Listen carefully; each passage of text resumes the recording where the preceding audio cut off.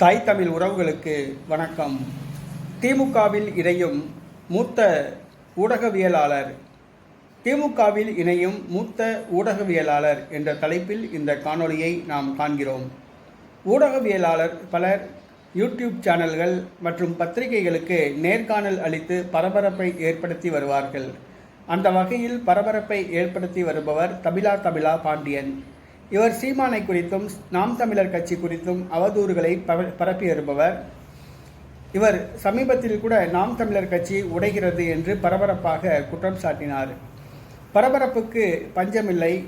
தமிழா பாண்டியன் எப்பொழுதும் அவருடைய நேர்காணலில் அவருடைய பேச்சில் ஒரு சூடு இருக்கும், பரபரப்பு இருக்கும். இந்த சூழ்நிலையில் மூத்த ஊடகவியலாளர் தமிழா பாண்டியன் அவர்கள் திமுகவில் இணைய உள்ளதாக கூறப்படுகிறது.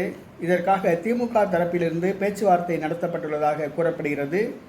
திமுகவில் இணையும் பொருட்டு அவருக்கு ராஜ்யசபா உறுப்பினர் பதவி வழங்கப்படும் என்று கூறப்படுகிறது. மூத்த ஊடகவியலாளர் தமிழா பாண்டியன் திமுகவில் இணைய உள்ள தகவல் ஊடகத்துறையில் பரபரப்பை ஏற்படுத்தியுள்ளது.